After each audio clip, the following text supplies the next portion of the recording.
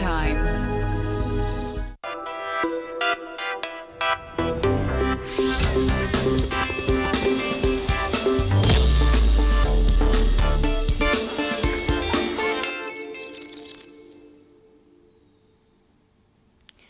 नमस्कार, प्राइम इस्युमा स्वागत छ। म बालकृष्ण शर्मा।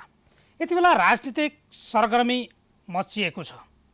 हुन त प्रधानमन्त्री केपी शर्मा ओलीले संसद विघटन गरेपछि विपक्षी गठबन्धन बनाएरै नेताहरू एउटा ध्रुवमा विभाजित छन्। अर्कोतर्फ प्रधानमन्त्री केपी शर्मा ओलीले चुनाव हुन्छ भन्ने रटान गरिराख्नु भएको छ। यसै बीचमा जो नेकपा एमाले निकट राष्ट्रिय युवा सङ्घको भर्चुअल बैठक भयो र त्यो बैठक मार्फत नयाँ अध्यक्ष समेत चयन भएको अवस्था पनि छ। हामी यति बेला हामीसँग जोडिनु भएको छ किरण पौडेल, जो अध्यक्ष हुनुहुन्छ नेपाल राष्ट्रिय युवा सङ्घका अध्यक्ष किरण पौडेल। पौडेलजी, यहाँलाई स्वागत छ। नमस्ते, धन्यवाद यहाँलाई र प्राइम टाइम्स। मैले यहाँको आवाज सुनिरहेको छैन। यहाँलाई स्वागत छ। धन्यवाद यहाँलाई र प्राइम टाइम्स टेलिभिजन सबैलाई धन्यवाद। जस्तो नयाँ नेतृत्व चयन भएको छ र यहाँ जो अध्यक्षमा यति बेला सर्वसम्मत रूपमा अध्यक्षको जिम्मेवारी सम्हाल्दै गर्दा यहाँको पहिलो प्राथमिकता के रहन्छ? हाम्रो सङ्गठनको अहिलेको पहिलो प्राथमिकता अहिले जुन रूपमा विश्वव्यापी रूपमा देखिएको कोभिड-19 को एउटा महाविपत्तिको अवस्था हामीले फेस गरिरहेका छौँ र यसका निम्ति आम जनतालाई, युवा पङ्क्तिलाई विशेष गरी यसबाट जोगाउनको निम्ति र सङ्क्रमित भइसकेका जनतालाई आइपर्ने अनेक किसिमका समस्याको समाधानमा र अन्य उपचार लगायतका अन्य विषयमा सहजीकरण गर्नको निम्ति हामीले कोभिड-19 विशेष अभियान देशव्यापी रूपमा सञ्चालन गरिरहेका छौँ।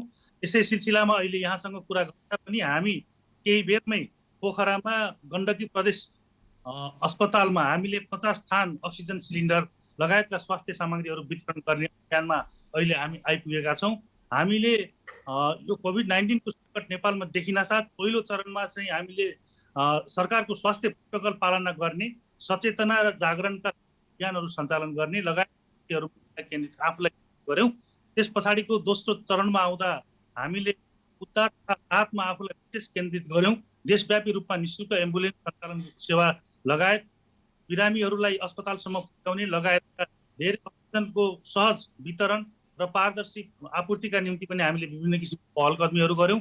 र त्यसको सँगसँगै अहिले हाम्रो नजिकै आउँदै गरेको एउटा महत्त्वपूर्ण हामी विशेष फोकस हुँदैछ र देशव्यापी रूपमा हामीले तमाम युवाहरूलाई, हजारौँ युवाहरूलाई स्वयंसेवकीय भूमिकामा हामीले खटाउँदैछौँ। भ्याक्सिन भोलिन्टियर भनेर हामीले हजारौँ युवाहरूलाई त्यसका लागि तयार पारिसकेका आम जनताले सहज रूपमा भ्याक्सिन लगाउन पाउने हामीले सहजीकरण गर्नेछौँ। हाम्रा भोलिन्टियरहरूले देशव्यापी रूपमा टोलमा गएर जनताहरूको डाटाबेस सङ्कलन गर्ने, अपाङ्ग, अशक्त, वृद्ध लगायतका व्यक्तिहरूलाई सजिलैसँग उहाँहरूलाई खोप केन्द्रमा सुरक्षित गराउँदै खोप केन्द्रसम्म पुर्याउने लगायतका खोप केन्द्रहरूको सीमिततालाई बढाउनको निम्ति सरकारवाला निकायसँग गराएका छौँ। टोलमा यो खोप केन्द्र पुर्याउनुपर्छ ताकि वृद्धहरूलाई गाह्रो महसुस नहोस् र असुरक्षित महसुस नहोस् भन्ने विषयलाई ध्यान दिँदै त्यतातर्फ आफूलाई केन्द्रित गर्दै अहिले चाहिँ विशेष रूपमा हामी यही भ्याक्सिन भोलिन्टियरको निम्ति हाम्रा युवाहरूलाई परिचालन गर्ने अभियानमा केन्द्रित भइरहेका छौँ।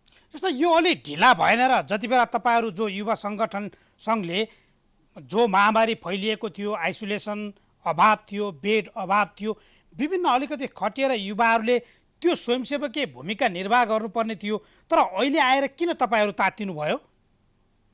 होइन, मैले अलिकति हाम्रो अगाडि केही ग्लिम्सेसहरू यहाँलाई सुनाइसकेँ। हामीले जुन दिनदेखि देशमा लकडाउनको स्थिति भयो त्योभन्दा अगावै चाहिँ सरकारले जुन हेल्थ प्रोटोकल जारी गर्यो त्यो हेल्थ प्रोटोकललाई पालना गर्नको निम्ति, सामाजिक दूरी कायम गर्नको निम्ति र हामीले अपनाउनु पर्ने, नागरिकले वहन गर्नुपर्ने दायित्व बोध गराउनको निम्ति उति बेलादेखि नै हामीले नेपालमा सङ्क्रमणको पहिलो फेजदेखि नै, दोस्रो चरणको यो नयाँ भेरिएन्टको सङ्क्रमणको पहिलो फेजदेखि नै हामीले देशव्यापी रूपमा स्वयंसेवी अभियान सुरु गरिसकेका थियौँ। यहाँहरूले मिडियामा देख्न सक्नुहुन्छ हामीसँग सबै दस्तावेजहरू उपलब्ध छन्। तर हाम्रो एउटा के छ सरकार चाहिँ हामी 2वटा काँधमा बोकेर 20वटा युट्युबरहरूलाई बोलाएर अनेक किसिमका झ्याली पिट्दै विभिन्न निकायहरूलाई सराप्दै धारे हात लगाउँदै हिँड्ने खालको हाम्रो त्यो प्रवृत्ति छैन। तर हामीसँग सबै किसिमका रेकर्डहरू हामीले गरेका काम र हामीले गरेका सबै स्वयंसेवी गतिविधिहरूको सबै रेकर्डहरू अपडेट नै जोड्न खोजेको कुरा विषय के हो भने हामीले त्यति बेला 3वटा चरणमा हामीले यसलाई फोकस गरेका थियौँ। पहिलो चरणमा जुन बेलामा अलिकति स्वास्थ्य प्रोटोकलको पालना गर्नुपर्ने समय थियो, अलिकति सचेतना जगाउनु पर्ने समय थियो, त्यो बेलामा चाहिँ आफूलाई केन्द्रित गऱ्यौँ। त्यस पछाडि जब सङ्क्रमितको सङ्ख्या बढ्दै जान थाले, हस्पिटलहरूको अभाव हुन थाल्यो, हाम्रो देशमा भएको हस्पिटलहरूको बेडको क्षमताभन्दा बढी नै सङ्क्रमित हुन थाल्दाखेरि त्यसको पनि कतिपय ठाउँमा पारदर्शी वितरणको अभावहरू देख्न थाल्यो। तलका कार्यान्वयन युनिटहरूमा अलिकति न्यायोचित वितरण भएन भन्ने खालका कुराहरू आउन थाल्यो। हामी आफूलाई त्यसमा केन्द्रित गर्न थाल्यौँ। विभिन्न जिल्लामा, देशव्यापी रूपमा विभिन्न जिल्लामा हामीले निःशुल्क एम्बुलेन्सको सेवा प्रदान गऱ्यौँ। विभिन्न अक्सिजन वितरक एजेन्सीहरू र अक्सिजन प्लान्टहरूमै कतिपय निकायहरूले हस्तक्षेप गर्ने, न्यायोचित वितरणमा बाधा पुर्याइरहेको प्राप्त हो।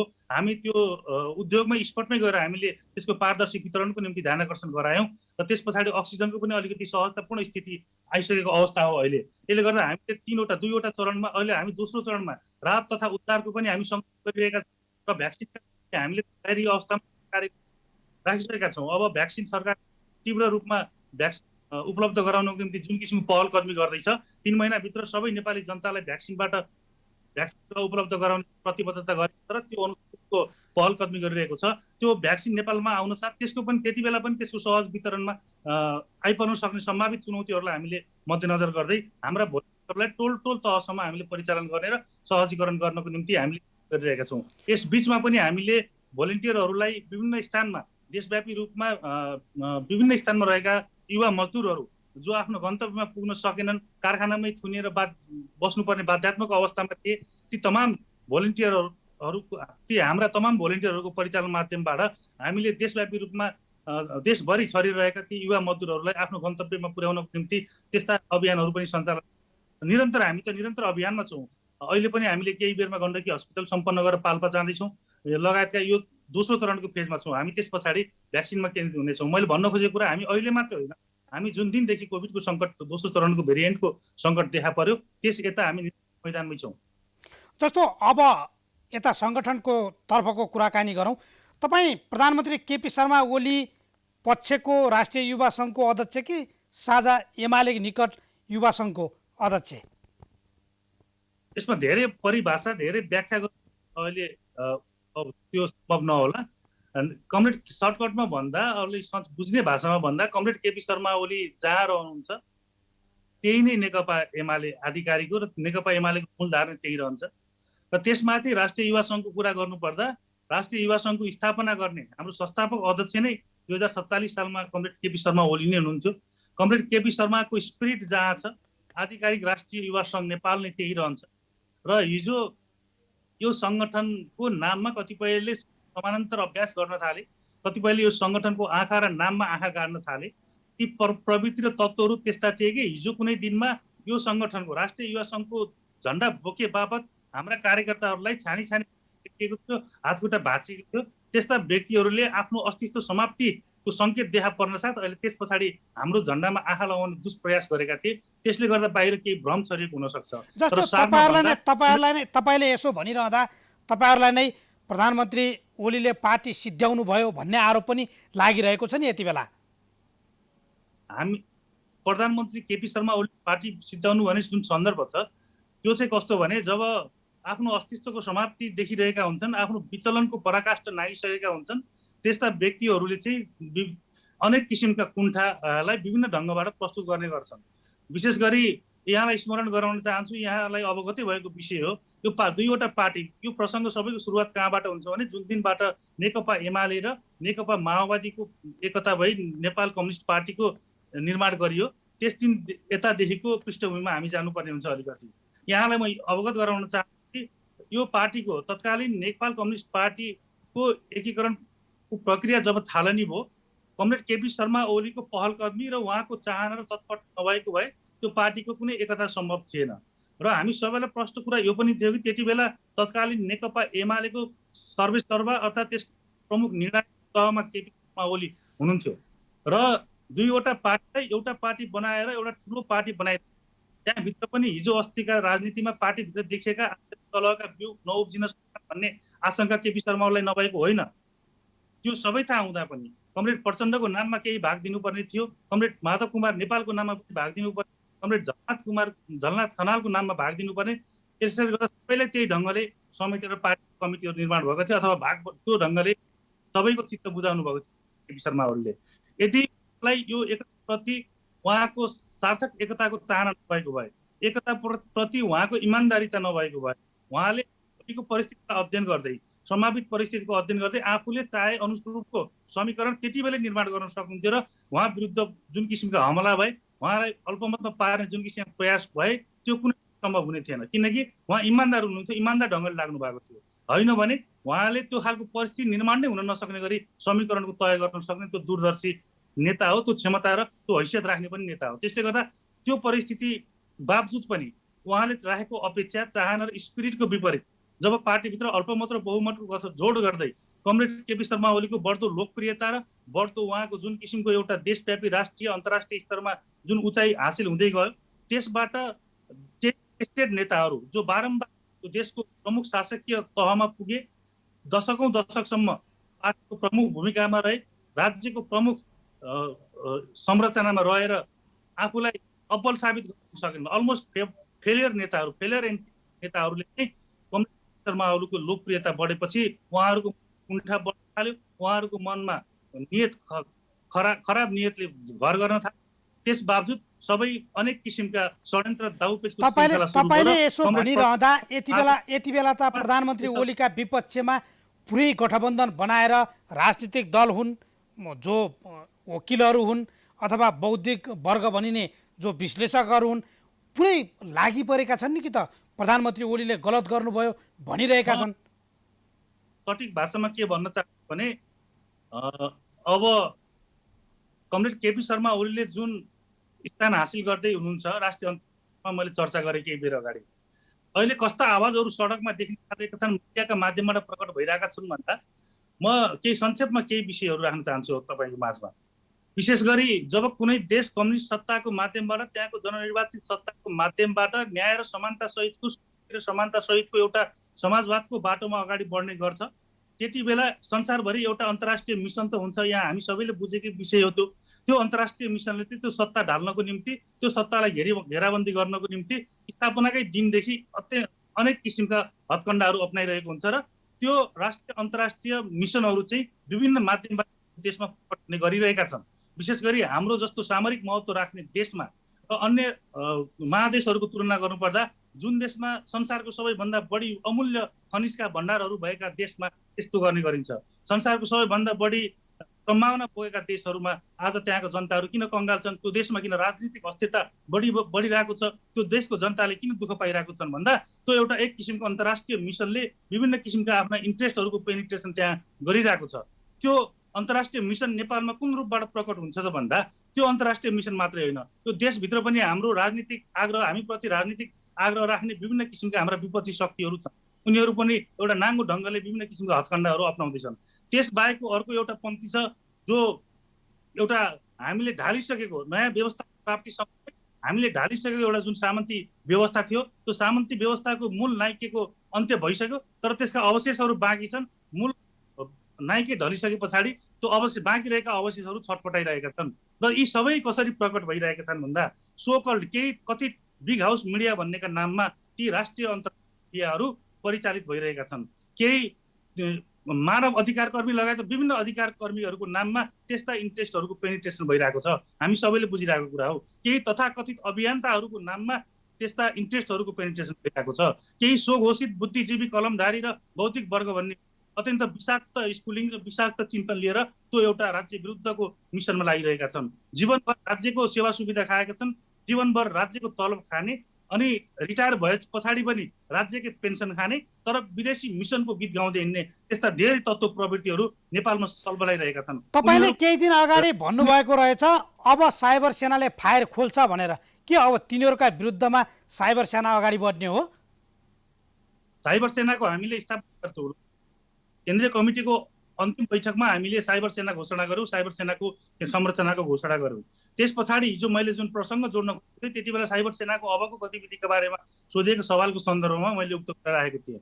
अब साइबर सेनाले बाध्यात्मक अवस्था कस्तो आइपर्यो भने यी सबै खालका तत्त्व र प्रवृत्तिहरू अहिले हाम्रा विरुद्ध यहाँहरू देखिराख्नु भएको छ। सामाजिक सञ्जालमा आफ्ना कुन निराशाहरूलाई कसरी व्यक्त गरिएको छन्। आज विदेशमा रहेका लाखौँ युवाहरू जसले आफूले रिमिटेन्सबाट यो देशको अर्थतन्त्रलाई ब्यालेन्स गरिरहेका छन्। आज धेरै युवाहरू अझै पनि गरिबी र बेरोजगारीमा परिरहेका छन्। ती जनता, ती युवाहरू निराशाको परेका छन्। त्यो निराशा, त्यो मनोविज्ञानमा, त्यो युवाहरूको भावनामा हामीले एक किसिमको ऊर्जा दिनुपर्ने थियो, उत्साह दिनुपर्ने थियो। तर नेपालका कतिपय अधिकार कर्मी र अभियन्ताहरूले त्यो निराशासँग ब्ल्याकमेल गर्दै उनीहरूले राज्य विरुद्धको एउटा विद्रोह भावना पैदा गराउँदैछन्। राज्यको विरुद्ध अत्यन्त नकारात्मक दृष्टिकोण पैदा गराउँदैछन्। आज कमरेड केपी शर्मा ओली देशको सत्तामा हुनुहुन्छ, त्यसले गर्दा उनीहरूलाई आनन्द लाग्यो। तर त्यो प्रवृत्ति विकसित हुँदै त्यो प्रवृत्ति भोलि जुनसुकै व्यक्ति सत्तामा आउँदा पनि, जुनसुकै पार्टीले देशको नेतृत्व सम्हाल्दा पनि त्यो प्रवृत्ति त्यही ढङ्गले झाँगिँदै जान्छ। त्यसले गर्दा हामीले ती सबै खालका भ्रम प्रोपोगन्डाहरूको जहाँबाट सुरुवात गरिएका छन्, थालनी गरिएका छन्, आज राष्ट्र प्रमुख, राष्ट्रपति, प्रधानमन्त्रीको व्यक्तिगत जीवनमा असर पर्ने गरी त्यो खालका अत्यन्त छेदजन्य र घृणा योग्य सामाजिक सञ्जालमा त्यस्ता किसिमका प्रचार सामग्रीहरूबाट कुप्रचार भइरहेको छ। आज हाम्रो विरुद्ध मात्र होइन, हामी राजनीतिक शक्ति हौँ, हाम्रा विरुद्ध त सबैले जुनसुकै ढङ्गले पनि प्रतिवाद गर्न सक्छ, आलोचना गर्न सक्छ। सही कुरा हामीलाई सबै कुराको जायज छ। तर एउटा आम नागरिकले सामाजिक सञ्जालमा फैलिरहेको यो विकृतिको शिकार कसरी भोगिराख्नु परेको छ भन्दा केही दिन अगाडि हामीले एउटा फोन आएको थियो कि एउटा श्रीमतीको फोटो लगेर अर्को एउटा कुनै युवकको टाउकोसँग गएर जोडिन्छ। एउटा प्रेमी र प्रेमिका बीच भइरहेको संवादहरूलाई सामाजिक सञ्जालमा सरपास्ट पारेर एउटा व्यक्तिको प्राइभेसी राइटको हनन भइरहेको छ। एउटा व्यक्तिको प्रकाशित गर्न नहुने जस्तो त्यो त तपाईकै पार्टीले नेतृत्व गरेको छ, प्रधानमन्त्री ओली सरकारमा हुनुहुन्छ, राज्यले गर्नुपर्ने होइन र तपाईहरुले साइबर सेना बनाएरै त्यो नियन्त्रणमा आउन सक्छ त? होइन, साइबर सेनाको उद्देश्य कानुनलाई हातमा लिएर जाने होइन, कानुनलाई साथमा लिएर जाने हो। त सस्तो एउटा व्यवहारिक पक्षबाट पनि हामी गर्नुपर्छ। हिजो 70 को एउटा गाउँमा एउटा युवती पीडित भइन्। उनको नाममा सामाजिक सञ्जालमा उनको चरित्र हत्या गर्ने र उनलाई एउटा विष सेवन गर्ने परिस्थितिको निर्माण भयो। त्यति बेला भन्ने बित्तिकै प्रहरीले अनेक किसिमका डकुमेन्टहरू माग्न थाल्यो, अनेक किसिमका प्रमाण हुने खालका चिजहरू माग्न थाल्यो। त्यो जुन पीडक थियो, पीडकको बारेमा उसले अध्ययन गर्न अझै उसको प्रक्रियामा जानुपर्ने भयो। तर हाम्रा कार्यकर्ताहरू देशका हरेक गाउँ गाउँमा छन्, टोल टोलमा छन्। हामीले हाम्रा साथीहरूको माध्यमबाट पीडकको बारेमा यथास्थिति बुझ्यौँ। त्यो पीडित महिलाको, पीडित युवतीको वास्तविक कुरा थियो, तत्काल बुझ्यौँ। र त्यो बुझिसकेपछि हामीले उसलाई कारबाहीको दायरामा ल्याउने त राज्यलाई हातमा लिँदै हो, राज्य साथ लिँदै हो। त्यस पछाडि हामीले त्यो उजुरी चाहिँ हामीले सम्बन्धित निकायलाई कहाँ दिनु पर्यो, त्यो सम्बन्धित निकायमा दिनको निम्ति पहल कदमी गर्ने हो, ताकि पीडितहरू आत्महत्या गर्ने चरणमा प्रवेश गरिहाल्नुभन्दा अगाडि नै हामीले राज्य र राज्यको त्यो हेर्ने सरकारवाला निकाय र पीडितको बिचमा समन्वय गर्ने काम हो। हामीले कानुन हातमा लिएर आफ्नो तरिकाले कारबाही गर्ने त्यो हाम्रो त्यो साइबर सेनाको त्यो खालको संरचना छैन। हाम्रो आफ्नै विधिहरू छन्, आफ्नै सञ्चालन पद्धतिहरू छन्।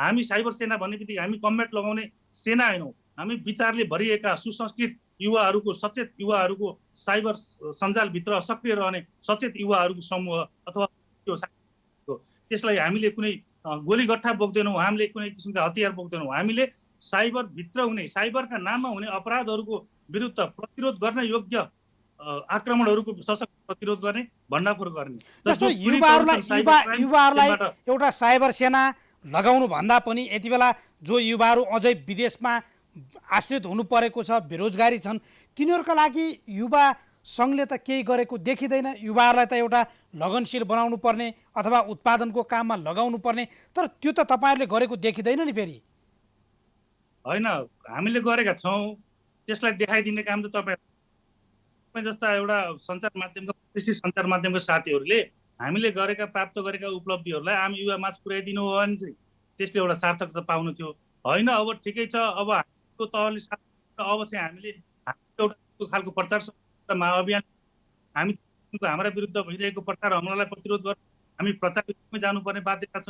त्यसले गर्दा भएका जे छन् हाम्रा कार्यकर्ता, लाखौँ हाम्रा कार्यकर्ताहरूसँग, हाम्रा युवाहरूसँग जे छ, अब त्यसैलाई हामीले मिडियाको रूपमा प्रयोग गर्नुपर्ने बाध्यताको अवस्थामा हामी आइपुगेका। अब उत्पादनको क्षेत्रमा युवालाई लगाउनका लागि यहाँले के गर्नुहुन्छ? अन्त्यमा यहाँको आवाज सुनिएन। जस्तो अब उत्पादनको क्षेत्रमा अथवा विदेश जान बाध्य हुने युवाहरूलाई स्वदेशमै रोजगारका लागि के गर्नुहुन्छ यहाँले? सँग जोड्दै थिएँ। सबैभन्दा पहिला त्यो प्रश्न पार्नु अगाडि म यहाँलाई सविनय के अनुरोध गर्न चाहन्छु भने 30 वर्षको यो लामो इतिहासमा राष्ट्रिय युवा सङ्घले आफ्नो आन्दोलन, आफ्नो माग र मुद्दाको आधारमा हामीले प्राप्त गरेका केही उपलब्धिहरू यहाँलाई मैले थोरै संक्षेपमा राख्न पाएँ भने अलिकति प्रष्ट हुन्थ्यो। हामीले समग्र रूपमा नेपाली युवाहरूको समग्र विकासको निम्ति हाम्रो सङ्गठनको स्थापना गरेका थियौँ। हामीले युवाहरूमा चाहिँ तत्कालीन अवस्थामा युवाहरूको त राजनीतिक हक अधिकार लगायतका विषयवस्तुहरू प्रमुख विषय थिए। तत्कालीन अवस्थामा जुन हाम्रा उद्देश्यहरू थियो त्यो रूपान्तरित हुँदै आइरहेका छन्। अहिलेको नयाँ पुस्तामा 16 वर्षका युवाहरूमा चासो र सरोकारका मुद्दाहरू फरक छन्। 20 वर्ष काटे पछाडि उसको सरोकार र चासोको विषय फरक हुन्छ।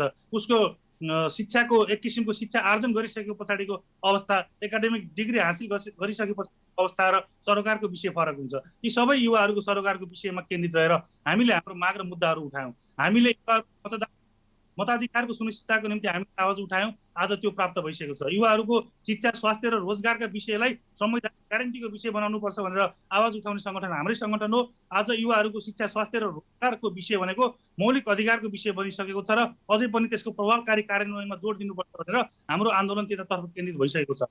अब शिक्षा, स्वास्थ्य र रोजगारले मात्रै पुग्दैन, अब सिप पनि युवाहरूलाई अनिवार्य विषय भइसकेको छ भनेर अब शिक्षा, स्वास्थ्य, रोजगारसँगै हामीले सिपको पनि सुनवाई गर्दैछौँ अथवा त्यसलाई पनि हाम्रो माग र मुद्दाको रूपमा अगाडि बढाउँदैछौँ।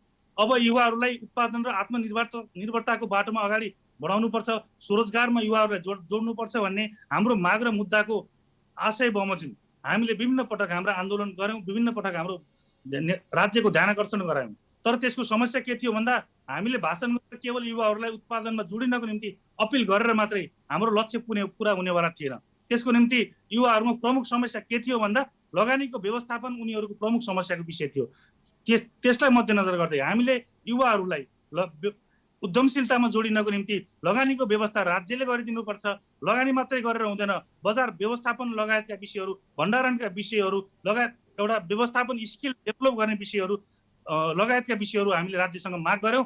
यहाँलाई म अनुरोध गर्न चाहन्छु, अघिल्लो वर्षको बजेटमा मात्रै 64 अरबभन्दा बढी रकम राज्यले युवा लक्षित कार्यक्रमका लागि विभिन्न मन्त्रालयहरूमा विनियोजन गरेको थियो र अहिले त्यो रकम त्यही अनुपातमा अहिलेको बजेटले पनि सम्बोधन गरेको छ। अझै त्योभन्दा पनि माथि उठेर स्टार्टअप बिजनेस एन्टरप्रेनरसिप डेभलपमेन्टको निम्ति राज्यले 25 लाखसम्म बिना धितो आफ्नो प्रोजेक्टलाई धितो राखेर लिन मिल्ने व्यवस्था गरेको छ। त्यो लगायतका युवा स्वरोजगारको स्थापना कसरी भयो? हाम्रो माग र मुद्दाको आधारमा युवा स्वरोजगारको स्थापना भयो। यहाँलाई जानकारीका लागि धन्यवाद दिन चाहन्छु। हामी यति बेला जो भाइबर मार्फत यहाँसँग जोडिएका थियौँ र हामीले कुराकानी गऱ्यौँ यति बेला राष्ट्रिय युवा सङ्घका अध्यक्ष किरण पौडेलसँग, खास गरी साइबर सेनाको काम के हो र सरकारले कसरी पहल कदमी लिइरहेको छ कोरोना नियन्त्रणमा र युवा सङ्घले अब के गर्छ, उहाँको प्रमुख दायित्व के रहन्छ भन्ने विषयमा हामीले कुराकानी गऱ्यौँ। प्राइम इस्यु जारी नै रहनेछ, तर एकैछिन विश्राम लिन्छौँ। विश्रामपछि पुनः आउनेछौँ।